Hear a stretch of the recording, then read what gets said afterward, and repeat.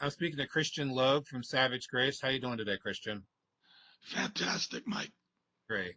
I've been listening to the new album probably a dozen times, and I want to talk to you about the song Helsinki Nights. Okay, what happened with Helsinki Nights was in 2010, we were touring Europe. I had the guys from a German band named Rox Caliber backing me up. Okay. And we had just played a show in Paris. And we had about 4 or 5 days off before our next show in Helsinki. So I stayed in Paris. And the rest of the band went home to Germany. So about 3 days later, I said, well, I better head up to Helsinki, get ready for the show. So I got on a plane and I landed at the Helsinki airport and there was nobody there. And I was like, wow, this is a weird town, man. I've never gone to an airport and there's nobody in it.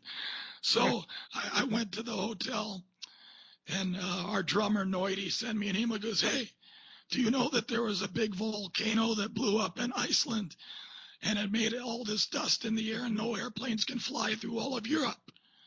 And I was like, oh, that explains nobody at the airport.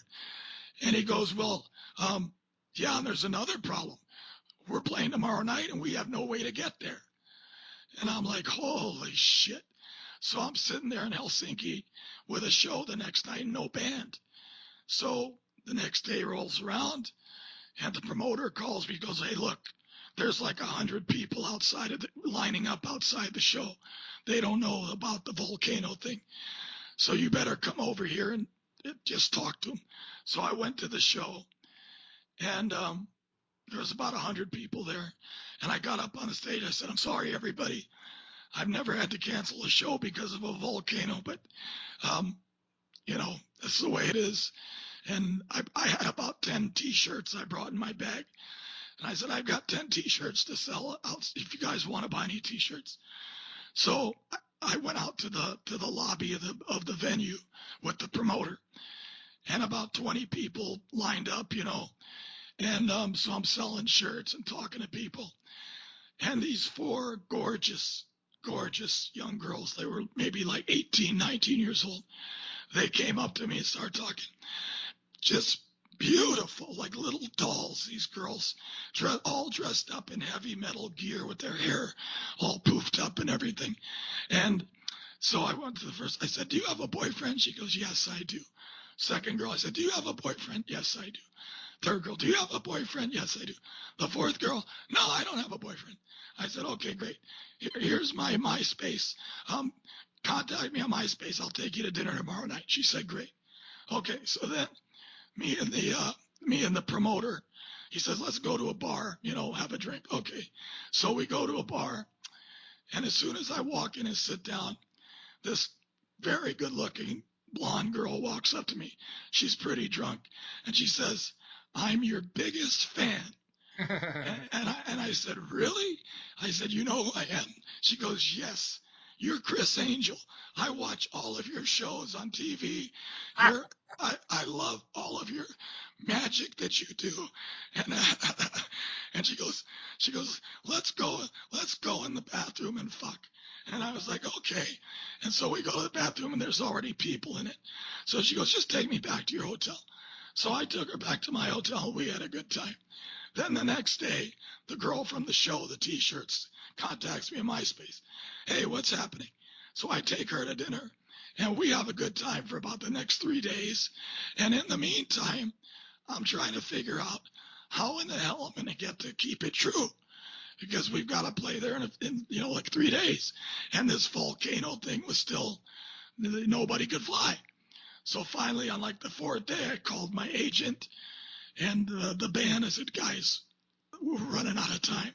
They said, you got to take a boat to Sweden, and then you're going to have to take a train from Sweden. And I said, oh, shit. And so that's what I wound up doing, and I made it to the Keep It True just in time. Now, you've got a book out with like 700 pages. Is these kind of anecdotal stories in your book? Yeah, and this book is 700 pages of pure filth. It's a combination of Larry Flint, Bukowski, and Jack Kerouac. But it is the most honest, realistic, portrayal of what it's like to be in a down and dirty heavy metal band with no money, no record deal, touring the U.S., touring Europe. It takes place from 1980 until 1992. It's all about my life in Savage Grace, all of the road stories. But if somebody is not into filth, then they shouldn't read it. If they like filth, then yes, they're gonna like it. But you see, the thing is, I got tired of these bands like Motley Crue and Aerosmith. They write these books. Those guys were all multi-millionaires in their early 20s. They were in the biggest bands in the world. For those guys to, go to some strip club, blah, blah, walk out with 20 girls, big fucking deal. You're multi-millionaires. Those girls are like cockroaches. They know you got money. They don't care what you do, So when they write books like that, to me, I go, big fucking deal, okay? When you do this kind of stuff with no money, with no record deal, nobody knows.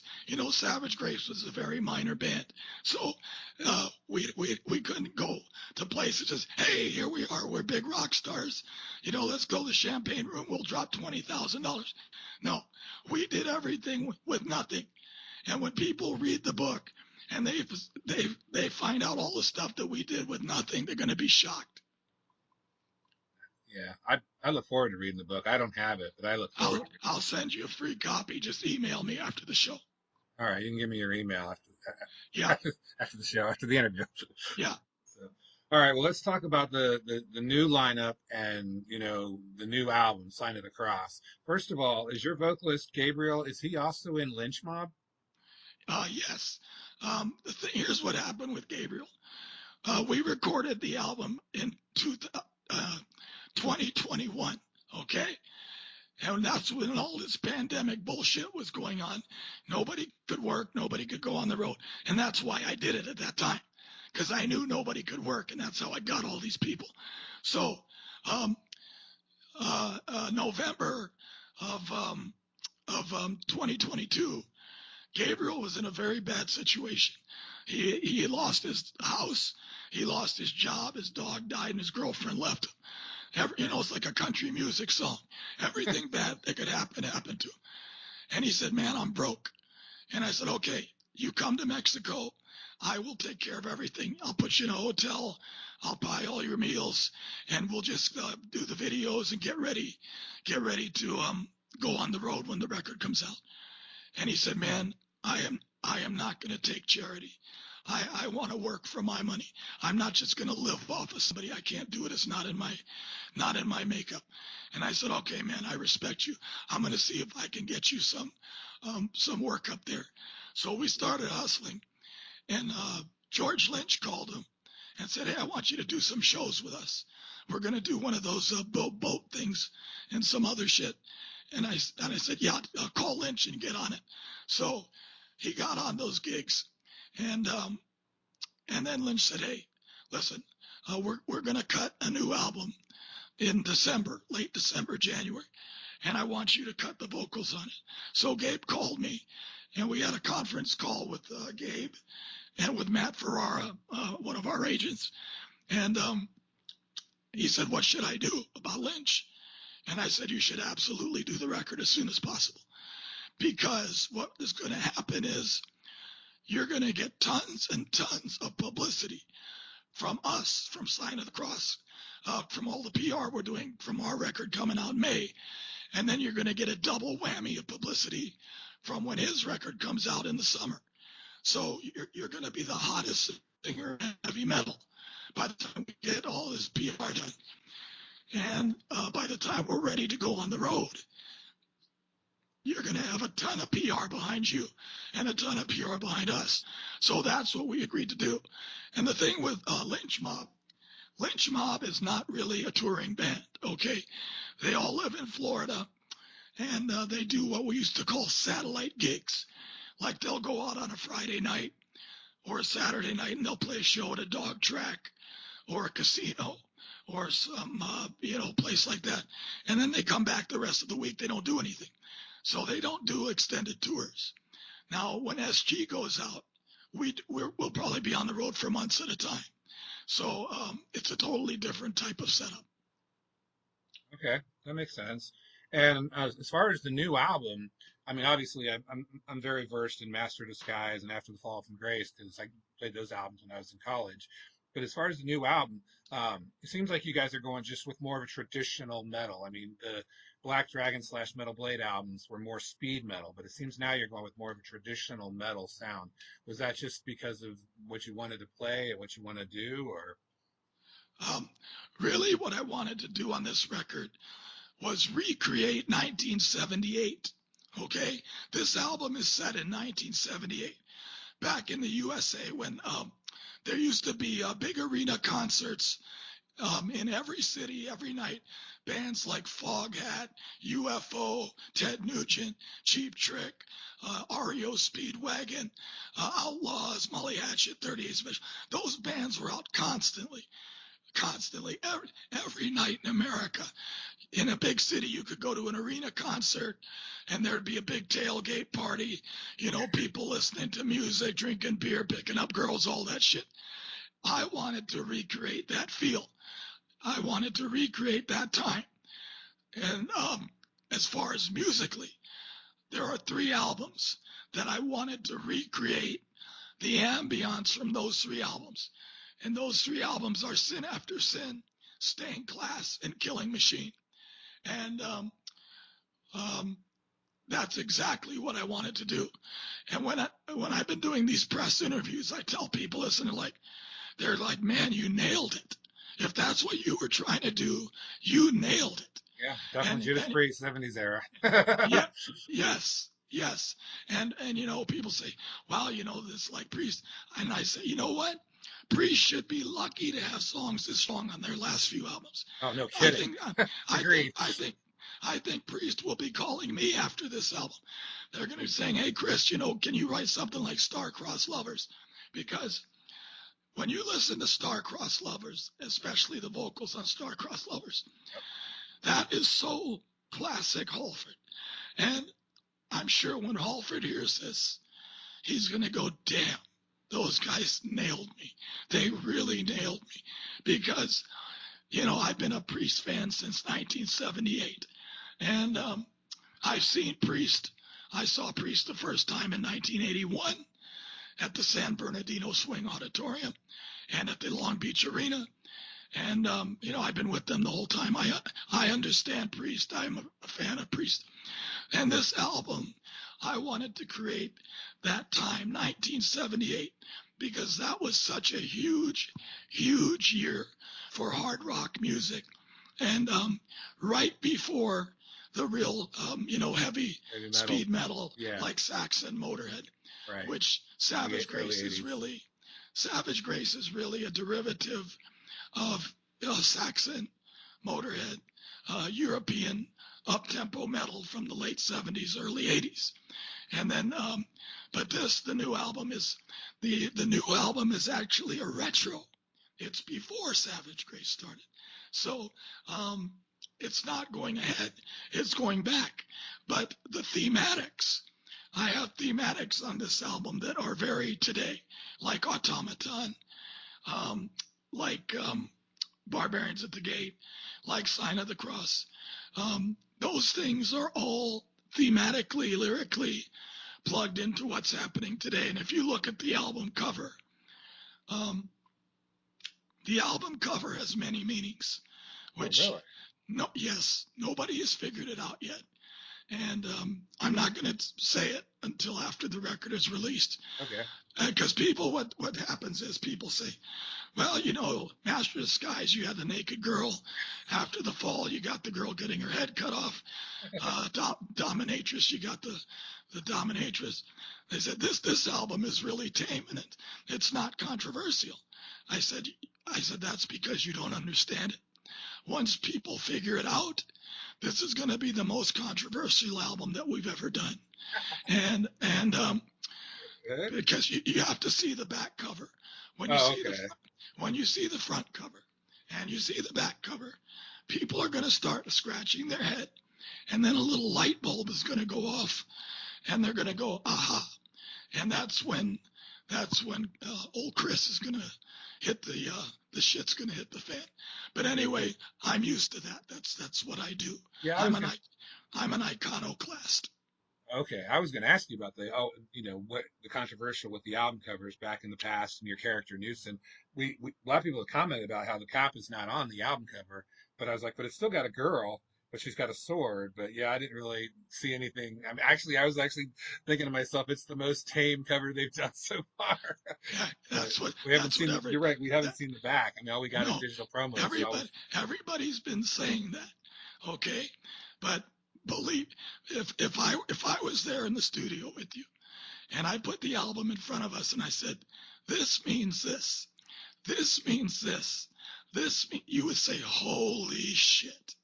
So I'm not going to say it right now, but I will say it after the album comes out, okay, because I want the album to be out in circulation, because one of the reasons I made this album is because the world is at a critical juncture right now.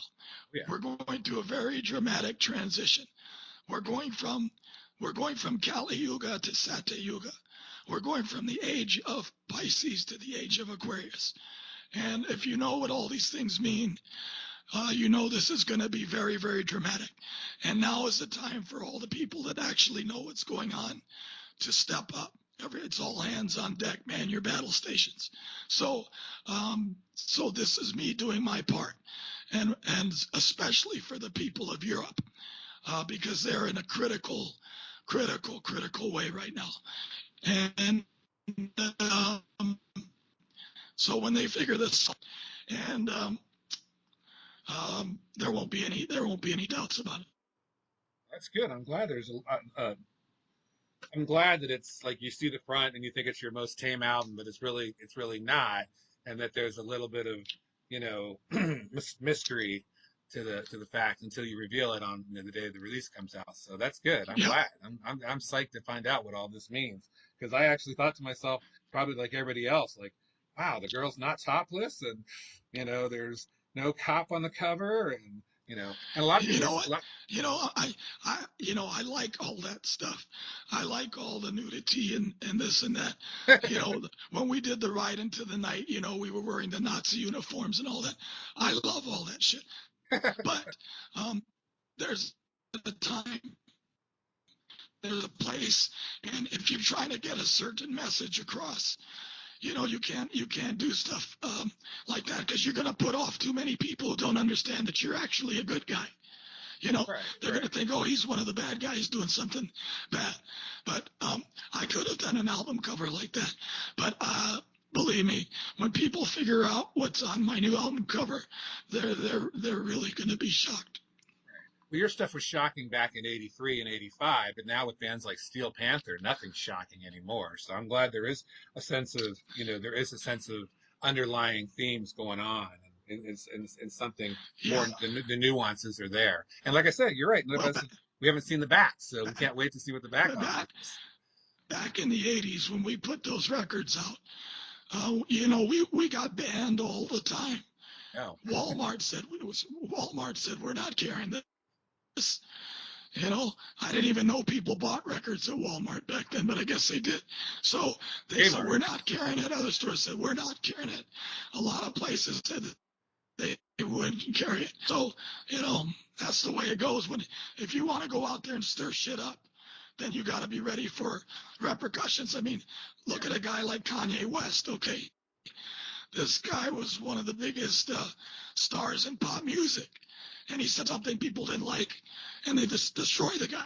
So you got to be careful what you say and how you do it.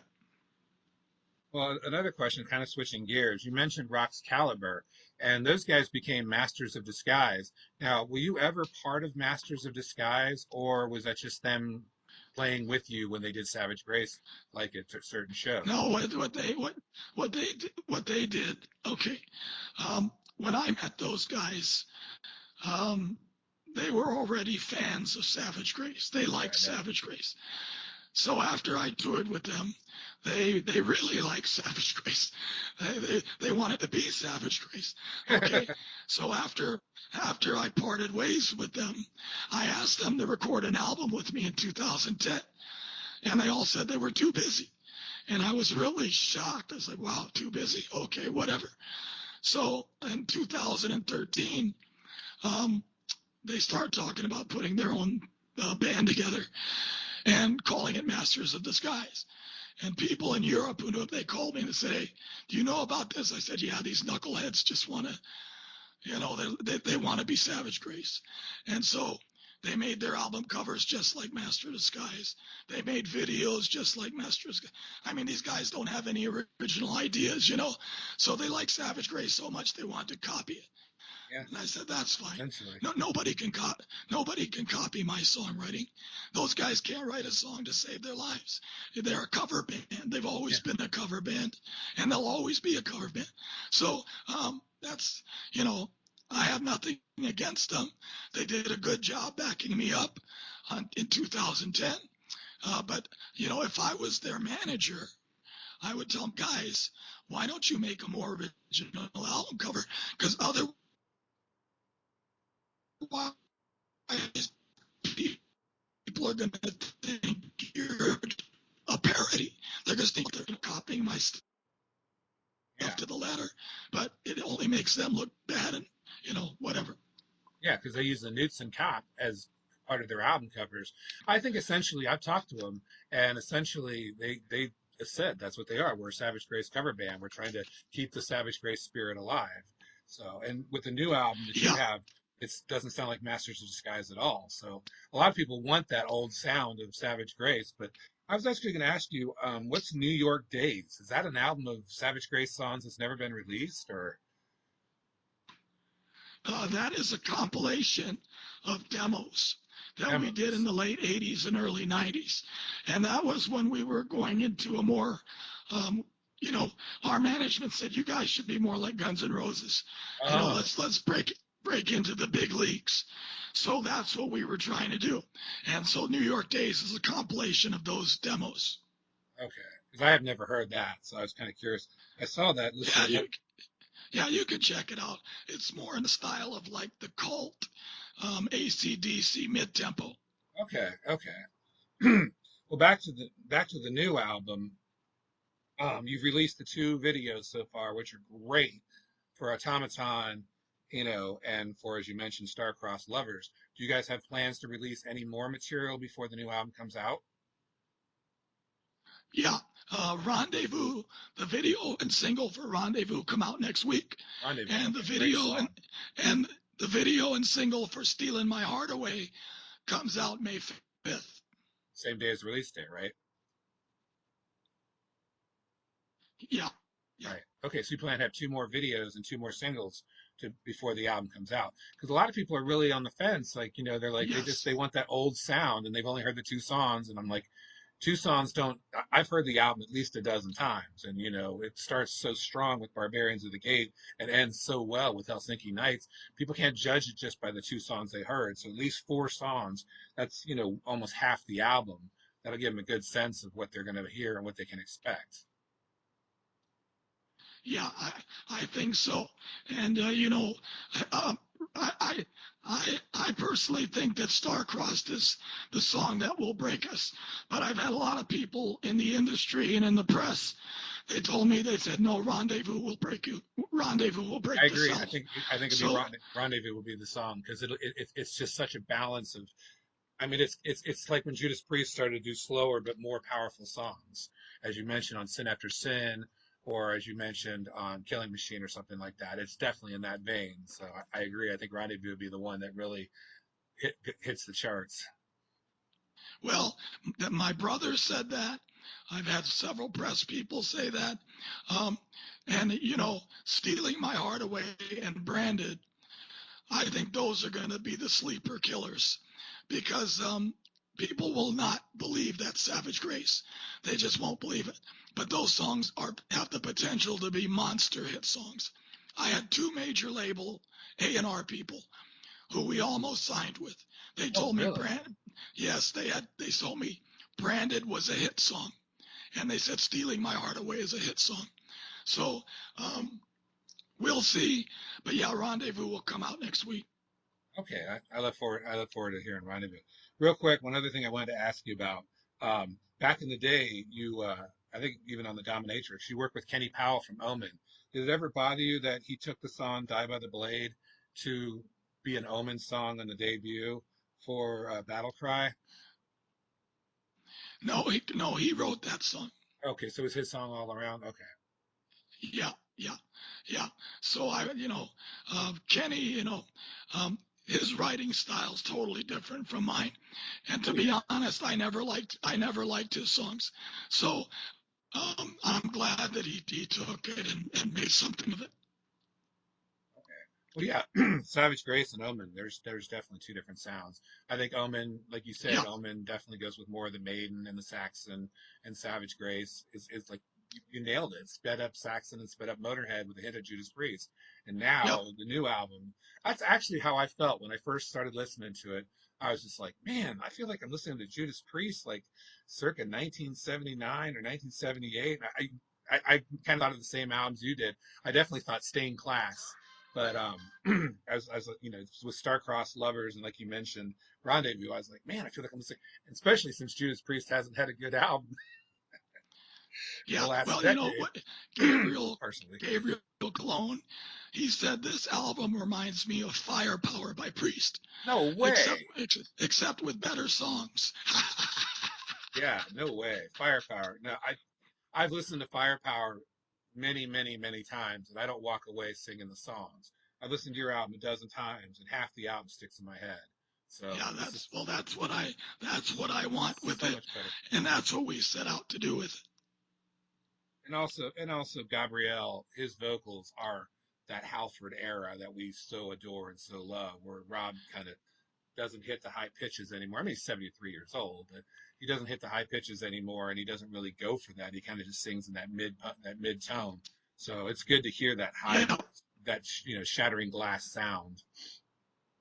Oh yes. Yeah, and Gabriel definitely. I mean, you can see that in the video. That's another thing is when you watch your videos. When I first saw the video for Automaton, I didn't know what to expect, and right away I was just like, God, I feel like I'm watching an MTV video circa 1987 or something. This is just you guys Yeah. just had that whole stage presence of just like we don't care. It's 2023. We're going to go back to what MTV was when people watched Headbangers Ball or even just MTV in general. So. And I think that's good. I mean, a lot of people a little on the fence of what to expect because everybody wants to listen to what they've heard in the past. They don't want to listen to anything new or anything different or anything that's evolved or anything that's, you know, changed. But at the same time, I think they have to be open to that. And I think if people open their minds a little bit more and stop focusing on like, oh, it's not the stuff of the fall from grace. I want to hear, we caught song, we conquered. And it's like, well, you can listen to that on that album, but this is a whole new album. Oh yeah. I mean, it's. I think that we really accomplished what we tried to do. Uh, we really um, we really hit that late '70s vibe, not only with musically, but the look of the band. If you look at our promo photos, we look like the New York Dolls from 1975, I and agree. that's exactly what we wanted to look like. That's exactly what we wanted to look like, the kind of glam era of the Dolls. So I think we accomplished what we set out to do. Okay, well, that's good. All right. Well, I really have enjoyed this interview. It's been very informative. And yeah, I mean, I'll send you my email or even my address if you are willing to share your book with me because I'll definitely read it. So, Yeah, just go to savagegracemetal.com and you'll see my contact. okay. All right. Well, thank you very much. This has been a great interview, and I hope you have a good day. Okay, thank you again, Michael. We appreciate your support. You bet.